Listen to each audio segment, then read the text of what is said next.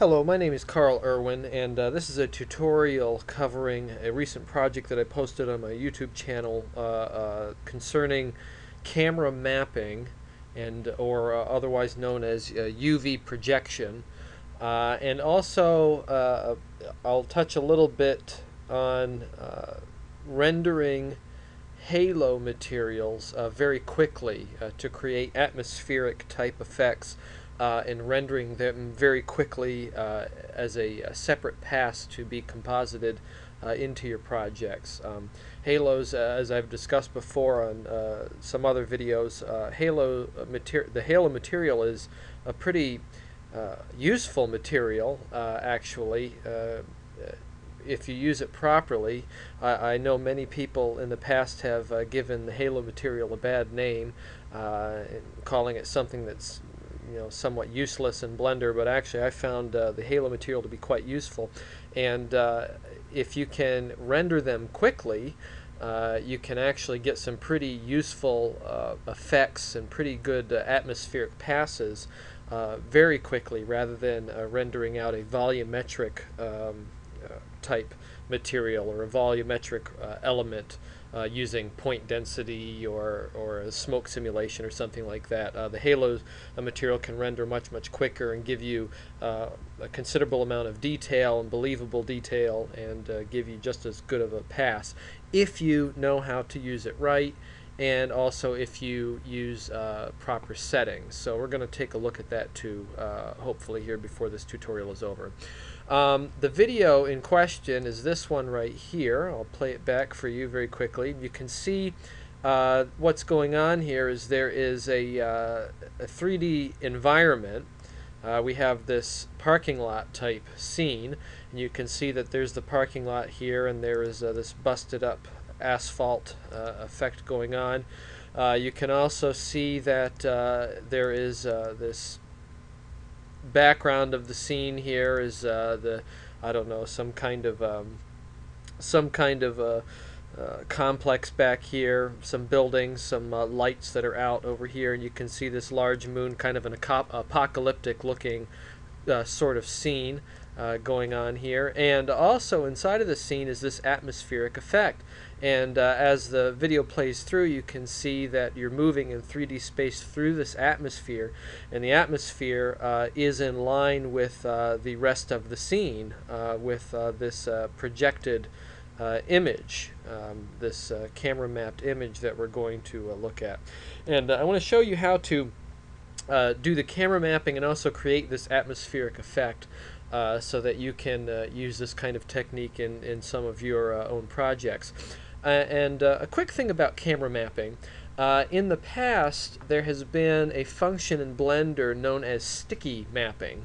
And sticky mapping was a function for projecting an image directly from the camera view onto geometry that you set up within your scene, and it would map that camera viewed image directly onto your geometry as if it was from the camera view, and you could then apply that material, apply that texturing, and it would stay there, and then you can move your camera around the scene.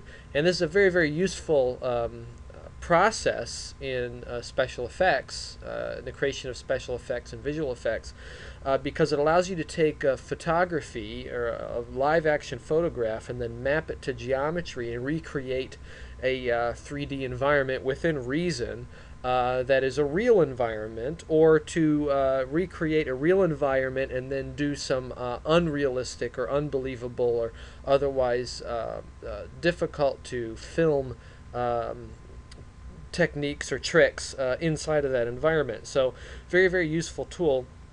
The image here that we're going to project, and you can see that this is nothing more than two planes. It's actually one object created from two planes, and the scene is projected onto that from the camera view, so that if the camera moves through it, again within reason, reasonable angles, it will present as if it is in a real 3D space. This image here is this, image, and you can see this is just a two-dimensional image of a parking lot. This is a real photograph that's been tweaked in GIMP. You could do this kind of tweaking in GIMP or in Photoshop and set up a kind of a matte painting. It really isn't that great, to be honest with you, but there are a few tricks here that I used. The first major thing is color correction. I color corrected it to be the kind of lighting that I wanted to have for my scene, and you look that there is no you might, if you're looking at the excuse me, I just jumped to another photograph. There we go. If you look, you see this cracked up asphalt effect that's going on there, and if you look at the video, you can see that it looks like this asphalt, cracked up asphalt, is three-dimensional inside of the scene, and this is just a good example of how much you can get away with camera projection. You could project something that is actually a flat plane using camera projection or camera mapping, and it's actually only a two-dimensional plane, but set in three-dimensional space. It tricks the eye into thinking that there's geometry there and there's topography there that doesn't really exist. But you think that it's there. It kind of appears that it's there. And as the camera moves forward over top of this, you would almost swear that this is actually, this cracked up asphalt has real depth to it and real geometry to it, when in fact it does not. These cracks are created from some images that are included in a Video Copilot product, Action Essentials 2 product, that has some stock footage, but also includes some two-dimensional images that can be set to alpha transparency and used to composite into photographs, much as I've done here. And they're set these cracks are set in three-dimensional looking space, in perspective.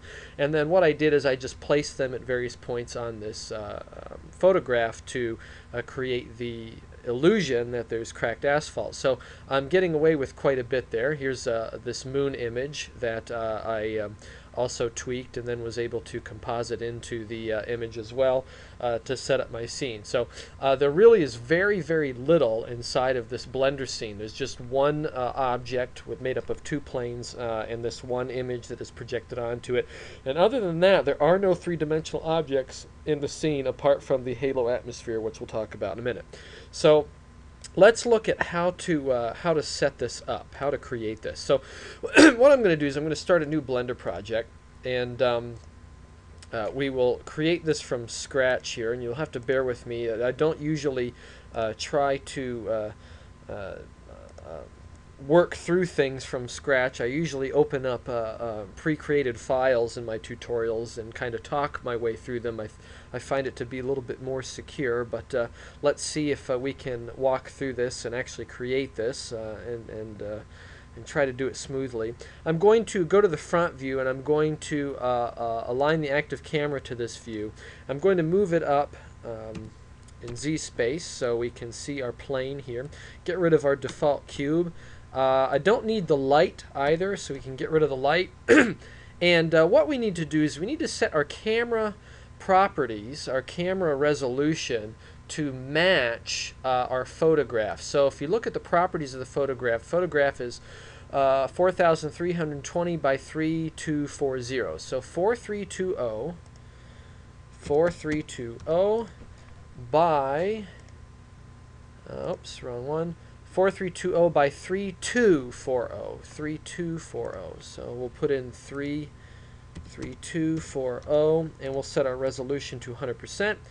And now we're set to start our camera projection. It's very important that we set our camera to this to this resolution, because what we're going to do is we're going to open up our image as a background image in our camera view. So if we navigate to where our image is at, and let's see here, we find our image, parking lot JPEG, open it up, and we can see here, here's our image at the correct resolution. Now what we want to do is we're going to, you don't have to do it this way, but this is what I did for this project. I want to align the base plane the 3D plane to be approximately in line with our ground plane in our picture. Okay, in order to do that, we're going to move the camera so that it matches our 3D scene. So the first thing I'm going to do is I'm going to rotate down on the x-axis just a little bit, and then I'm going to raise up the camera on the z-axis just a little bit, try to get a little bit closer of the perspective, a little bit closer perspective here to this ground plane. And then I'm going to rotate the camera on the y-axis so we can kind of line up our horizon here so it's relatively the same. And then I will lower our camera here on the z-axis. In fact, let me undo that. Undo our y rotation real quick. Let's rotate down on the x-axis just a little bit more. Here we go, and we'll rotate on the y-axis to set the horizon and get it relatively close. So now we have our camera relatively in the right perspective in relationship to the scene in our photograph and the actual 3D scene here. And let me turn up the opacity, or rather turn down the opacity. I'll turn it up the opacity so we can see the picture a little bit better. Now what we're going to do is we're going to add a plane to our scene. So we'll come up here, we'll hit Add Mesh Plane, and let's scale it up quite a bit. And we'll move it forward on the y-axis. Scale it up a little bit more. And we're going to scale it on the x-axis so it fills the camera viewport or viewpoint. Okay. Then I'm going to add another plane, and I'm going to rotate this one on the x-axis 90 degrees. Okay, and we're going to position this at the back edge. In fact, I'm going to move this back a little bit so it's kind of at the back edge of our plane. And we'll move this other plane to the back edge of the first plane. It doesn't have to be exact, but it needs to be touching, at least touching the back edge or on the inside piece of that edge. Go back to the camera view, and I can see that I need to increase our bottom plane on the y-axis just a little bit. So we'll scale it up just a little bit. Whoops, excuse me, I just grabbed it and moved it. Let's try that again. Scale on the y-axis. And now we can move it forward on the y-axis. And now on our back plane, we're going to scale it up. We can raise it up. Scale it down a little bit, raise it up, just so it goes past the camera view a little bit. So you scale it down just a little bit. We don't need to make it any bigger than absolutely necessary. And then I'm going to scale it on the x-axis so it fills our camera viewpoint. Okay, so now we have this, scale the bottom one on the y-axis a little bit more. So now we have these two planes that we can see in the camera view that somewhat match. If I put this into wireframe view, you can see that it somewhat matches our photograph viewpoint. Okay. Now, what I'm going to do is we're going to take these two planes, we're going to select both of them, and then I'm going to come over here and I'm going to hit Join, and we're going to turn this into one object. Okay, so if we go back to solid view, you can see now we've got one object made up of these two planes. Now, if I was using the Blender internal render engine, I could begin camera mapping right now, and I would render it, and it would look good. It would look fine. It would work out fine. But I found that if you use the GLSL render mode, and in fact, let's set our display right now to GLSL, texture solid, back face culling, turn on, no, we don't need to turn on only render just yet. But if I set it to GLSL, I found that the camera projection does not work properly on objects that have few vertices. Okay, so right now there's only 1, 2, 3, 4, 5, 6, 7, 8 vertices in this entire object. Okay, only the vertices at the corners of each of these planes. We need to increase the number of vertices so that the mapping works out. Unfortunately, camera mapping gets a little bit distorted in GLSL view, and also in cycles, by the way. If you're going to do this in cycles, I found that camera mapping does not work very well on objects that have few number of vertices. So we need to increase our vertices so the mapping works out. Several ways that we can do that. We can tab into edit mode and just hit subdivide. We could do that. We could also just add a modifier. We could add a subdivision surface modifier, use the simple setting and then apply it. Lots of ways that we can do this. We could also use the remesh modifier as another way to do it. And using remesh will give you more proportional increments between your vertices. Okay, so that's a benefit to using remesh. I'm going to make this simple real quick. I'm going to tab into edit mode, and I'm just going to use the subdivide option over here. So we're just going to subdivide it a few times. So we have quite a few more vertices here that will give us a little bit better mapping when we go to project our image onto the scene. Okay, so very important that you follow this step. You need to subdivide, you need to get more vertices. Now, I don't need to do this if I'm using Blender Internal. However, I won't be able to see it in real time. If I'm looking at my scene in real time using the Blender Internal without subdividing, you'll see all kinds of funky distortion going on. And I'm a big fan of using OpenGL rendering, so I need to do this in order to see my mapping properly. Okay, so now that I've done that, I'm going to now stay in edit mode, and I'm going to unwrap this. Okay, so the way we unwrap this, and actually before I do that, let's open up a viewport with the UV image editor. And the way that, in fact, before I do that, let me open up our image. We're going to open up our parking lot image here so we can see it. We're going to need this as a reference in a minute.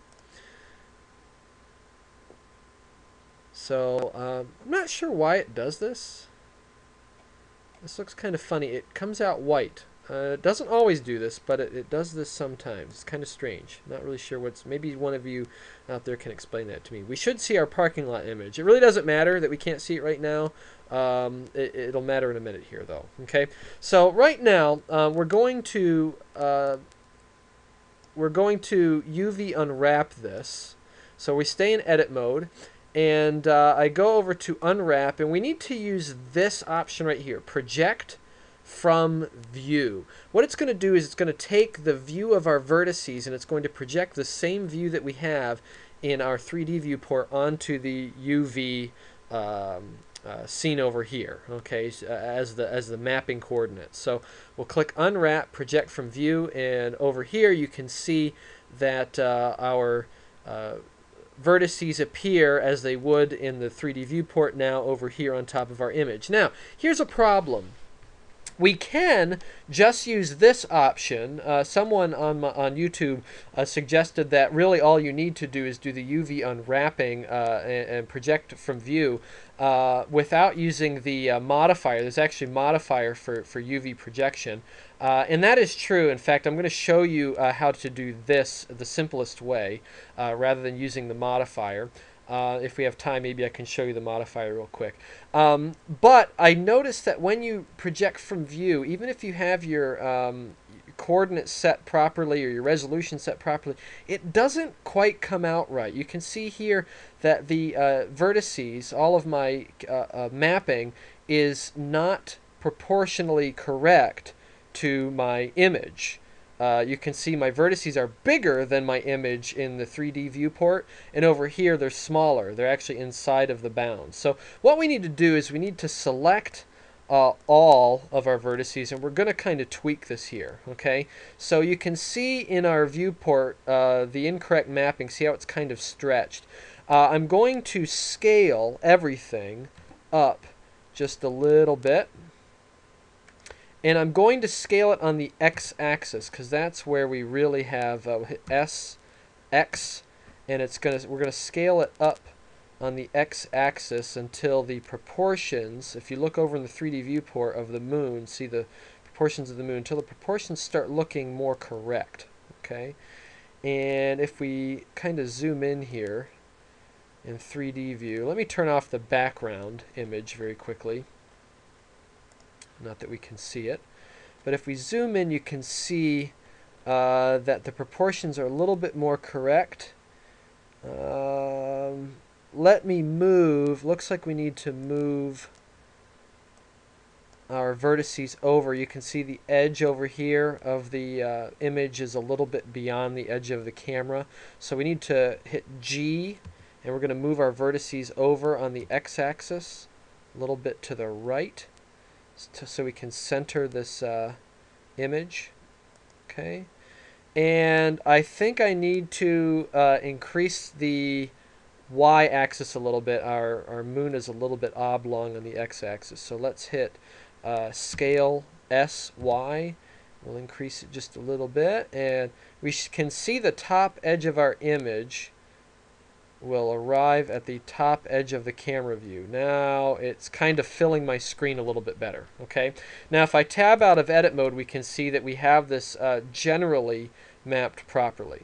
Okay. Now, unfortunately, because it's not exact, you kind of have to tweak around a little bit until you get the proportions a little bit better. So you want to match the mapping to your geometry. Okay.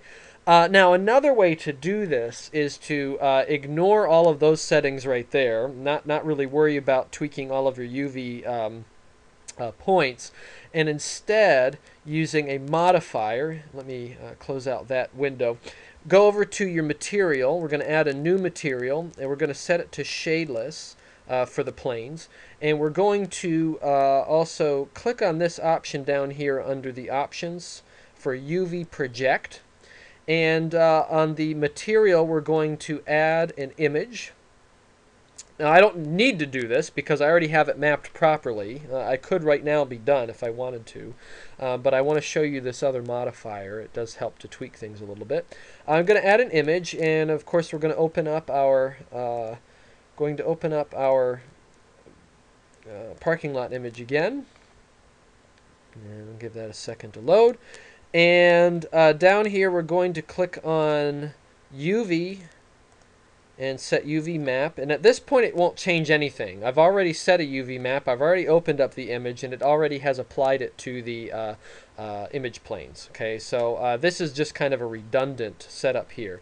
But what I'm going to do by checking this UV project option on the material and opening up this image and setting it to UV map, I can add a modifier that will project from the camera view, and it will override any other UV mapping. So if I click on this add modifier UV project, I'm going to open up this parking lot image. I've already loaded it, so it's in there. I'm going to set my UV map to our UV map that we created, and I'm going to click on override image, and I'm going to click for projector on camera, and you can see that it is now mapping to our scene. And if I didn't monkey around with our UV mapping earlier, this would probably be more correctly in perspective. So if you want to take a few extra steps and not have to move around the vertices so much in your UV map, you can just use this modifier, and this does seem to be considerably more accurate. It's not perfect,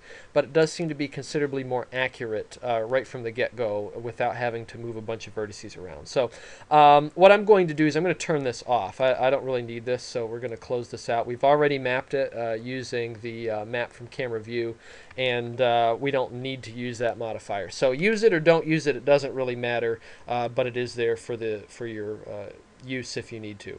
Now from this point, what I can do is I can set my camera resolution, because this has been applied as a material.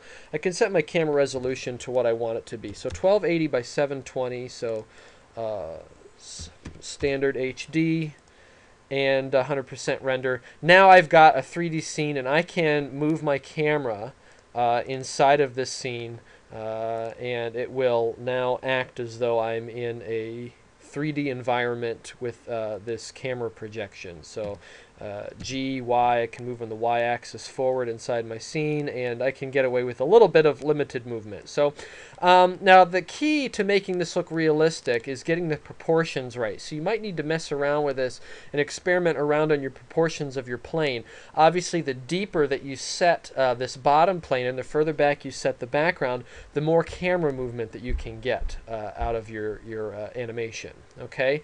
Also, you want to be careful to get your horizon lined up properly, or any edges that you have in your camera setup. You can also do this to multiple objects. Andrew Price made an excellent tutorial a while ago, a couple years ago, using the sticky mapping option and setting up a 3D scene from a photograph, and he separated out the different objects from the photograph into separate images with alpha transparency, and then he camera mapped, using sticky mapping, each individual component onto separate objects in the scene. You can do that same exact process using this setup if you want to. This is just a very, very simple example of it, using one photograph and one piece of geometry, but you can do that multiple times with different images. You just go through the same process from the camera point of view, and once you're done, you apply everything, and then you can change your camera resolution to what you want it to be. So that, in a nutshell, is camera mapping. Again, this does work in cycles, and you can see that our mapping does work out very well, even in OpenGL view, because we increase the number of vertices.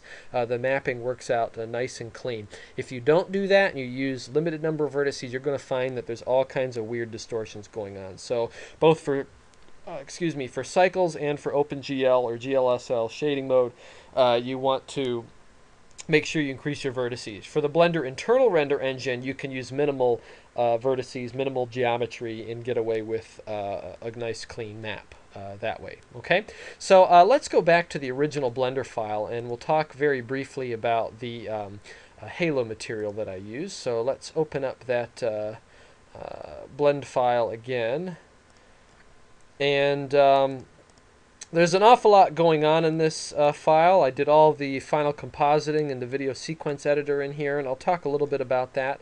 Let's go back to the default view. I experimented around with a number of different objects also in this scene.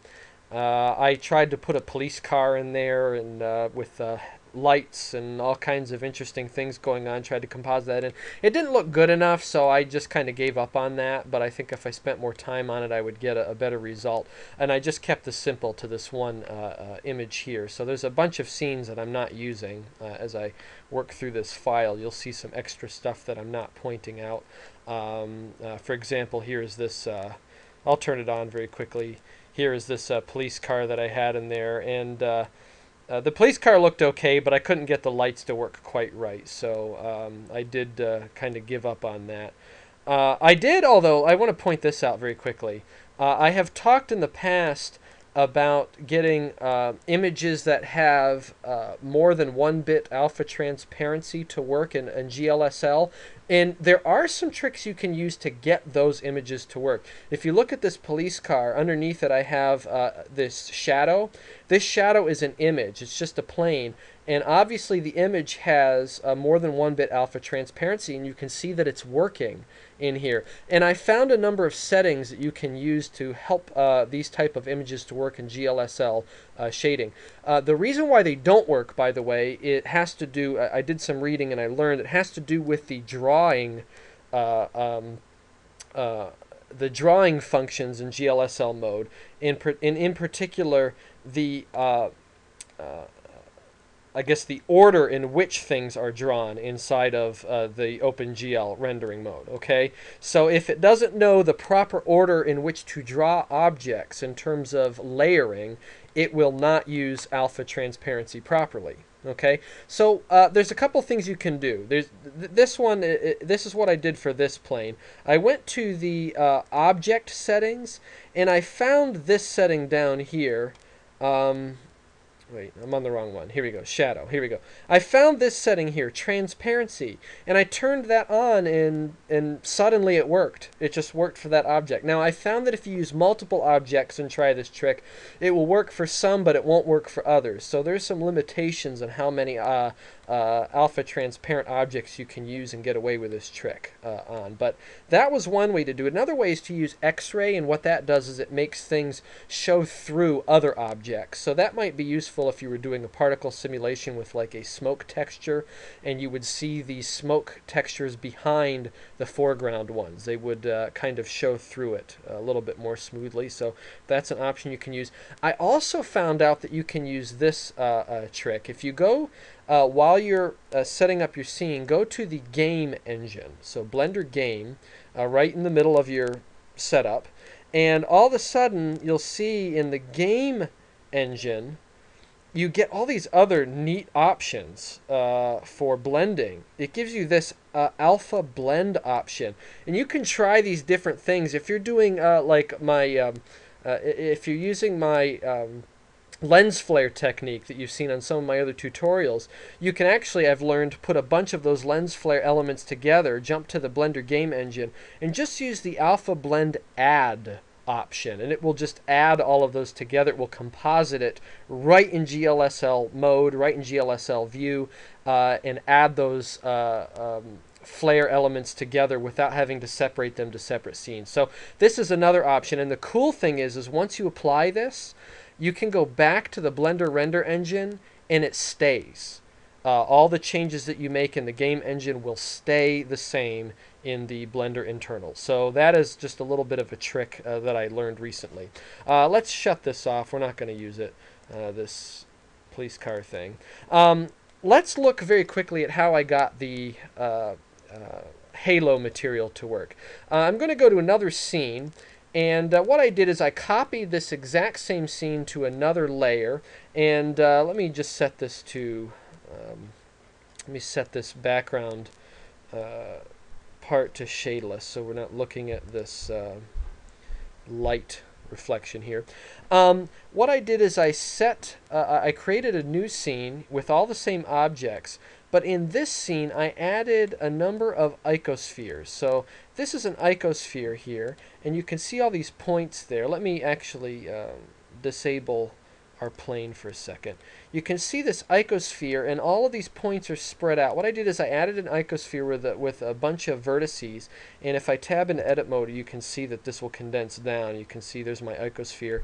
And I did, on the mesh select, I did a random selection.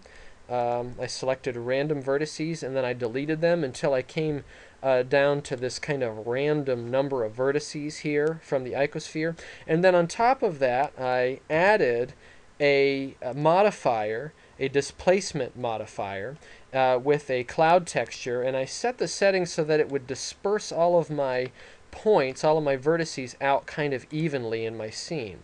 And what I did is I added to this a halo texture. And on my halo texture, I set it to use texturing, and I added a cloud texture. And I set my cloud texture to hard cloud texture, and I set my transparency, my alpha transparency to that to a relatively low amount. And I increased the size quite a bit, increased the depth. So I'm getting a bunch of halo particles with this cloud texture on it. Now, on this set of vertices, it's going to use the same halo texture for every single halo, for every single vertice when it renders. And that looks very bad because it's a lot of repetition. So what I did is I duplicated my icosphere, and I made another one, and I rotated it on the z-axis quite a bit, so it's in the vertices are in a different lineup. I moved it to a different location slightly in the scene, and then I went to the material, and I isolated the material so it had its own material separate from the first one. Then I went to the texture and I isolated the texture so it would have a separate texture from the first set of vertices, the first icosphere. And then I just simply changed the offset on the x-axis by 1. So it would move my cloud texture to a separate sampling for this set of vertices. Then I duplicated it again, and I did the same process. I rotated on the z-axis, I moved it around on the scene slightly. So these are all overlapped on top of each other, and I have 3 separate versions of a cloud texture halo. Okay, so what I did is I created, from the camera view, this atmospheric effect, like a fog effect, using this halo texture with these vertices dispersed around the scene in 3D view. You can see as the camera moves through the scene, I'm moving through these vertices in 3D space. And these halo textures are moving around in 3D space, and they all are different. Now, here's the thing about halo textures. They take a while to render, unless you set up your settings properly to render quickly. Now, this is just an atmospheric effect. It doesn't have to be full resolution, because it's just going to be composited in the end on top of something else that is set at full resolution. There's enough detail in here that it doesn't have to be full resolution to get the full effect. So what I did is I set my resolution at 30%. That might seem really, really low, but that's going to increase my render time significantly. Okay? The next thing that I did is I went to my shading option in my render output, and I disabled everything except for textures.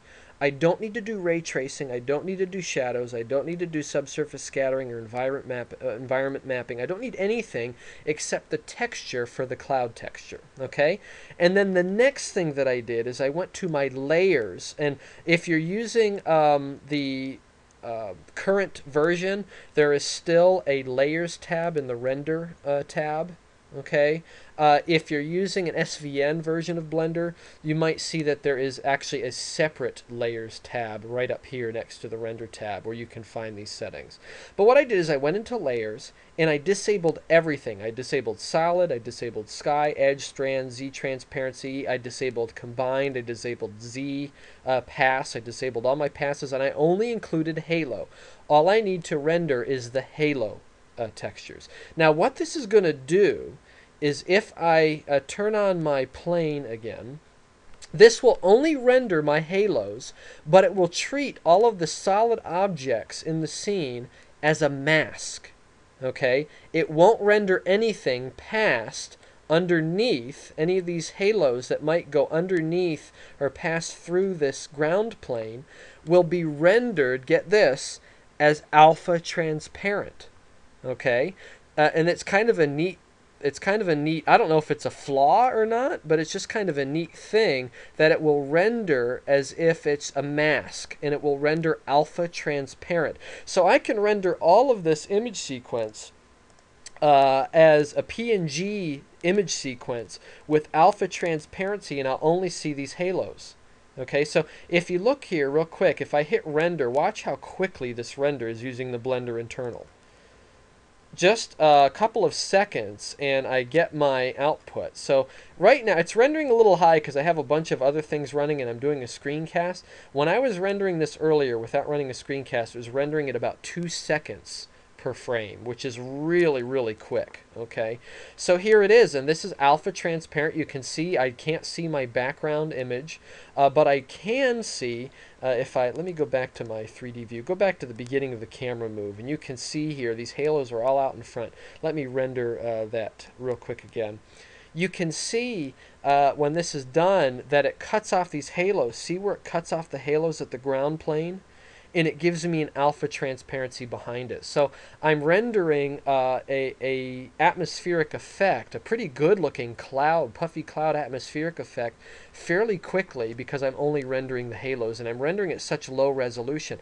Now this is only at 30%, but look, it's still pretty good. You can see a lot of detail in there. And I know if you get really close you can see this pixelation, but I'm going to composite this on top of something else that's at higher resolution. You're not going to see any of that. Okay, I also found that another thing you can do is you could run this through the compositor, and the compositor is become quite quick in recent months, and you could just up convert this using the scaling node, and you can get it back to full resolution. It will help to take care of some of this pixelization, and by rendering it low resolution and up converting, it will give you full resolution and still maintain a lot of that detail without getting some of this pixelation. So that's another trick. Now the really cool thing about this is if I go to video editing, go to the video sequencer, and let me go back to, let me find a scene where I have this going. That's not it. I think I had, Well, I don't have it on here right now, but I had a scene. Let me just use this scene here, scene 5. I'm going to add a scene. I'm going to add scene 1, and I'll line this up starting at frame 1. And I'm going to turn off OpenGL Preview. And this will actually render a full render as quickly as each frame will render, and it will play through this image sequence. And this is kind of neat. So you can even just composite straight from here if you wanted to, if you had another image sequence to composite. So as quickly as it'll render each frame, you can actually play this back using a full render if you turn off OpenGL Preview. So that's kind of interesting too. Now what I did is I just rendered this out as an image sequence so I could use it much more quickly for compositing. So I rendered it out. Because it's only a couple of seconds per frame, it rendered very, very quickly. And then what I did is I went to my VSE with my final output, and I composited everything together. So first of all, I have my first scene. So this is my camera output scene. Let me turn off everything that I don't need. So here's my camera output, and if I play this back, the camera will move through. Again, it's moving very slow because I'm running lots of things. This should move much more quickly if I wasn't running a screencast. But you can see, here's my camera motion moving through, and this is coming directly from the scene in OpenGL Preview. Okay, I can render this straight right from here. And then what I did is I added another scene to that. I created a scene. Let me turn off the bottom one. I created a scene with this image in it. This is on scene 3, and if I go back to my default view and open up scene 3, and let me go to the 3D view. This is, no, that's not it. Sorry. I'll find it. Scene 2. Here it is, scene 2. It has this image plane with an alpha transparent plane with this kind of foggy band going through the center. And I positioned this so that it would be near the horizon, but I moved it up a little bit in Y space. And as the camera moves through in this scene, what I'm doing is I'm rendering out a scene with a fog, a little bit of extra fog that I can composite in to make my fog effect a little bit stronger. Okay, so this is just another scene that I created to help my compositing. So let me go back to my composite here in the VSE, turn on my bottom layer again. Here's my camera output. Here's my fog band. I did another instance of the fog band with a little bit of color correction. You can do color correction directly here inside of the VSE. Very, very useful. Then on top of that, I put my fog output, my halo render, and I brought this in as an image sequence, and I put that on top. So now I've got all three of these things composited, using an alpha over blend mode. And then on top of that, I added an adjustment layer with a little bit of color correction, and I also used the offset tools to move the animation a little bit inside of the video sequence editor, a little bit of animation right there.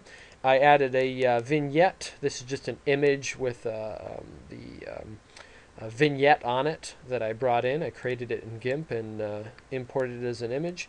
A little bit more adjustment, a little bit more color correction, and then on top I added my black bars. Okay, so this is the final output.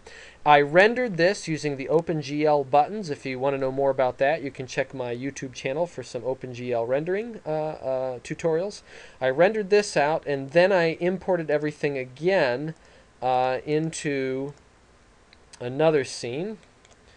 Let me see if I can find it here. It's not that one. Maybe it's scene 2. Here you go, scene 2. And I did a quick blur trick. This is a poor man's Gaussian blur, and it's pretty effective. What I did is I took my render output and I offset it. I put one on the bottom, set from frame 1 to frame 250. Then I duplicated it and I moved it over one frame, and I set the cross blend mode to cross and the opacity to 0.3, so it's off by one frame forward. Then I set another version of it off by one frame backwards, and I set the opacity to 0.1. So what's happening is on each frame I'm getting actually 3 samples three separate frames put together, okay? And it cheats this kind of motion blur. It's actually not a very good clean motion blur, but it's good enough. If you have slow camera movement, you can get away with this trick, and it works almost every single time.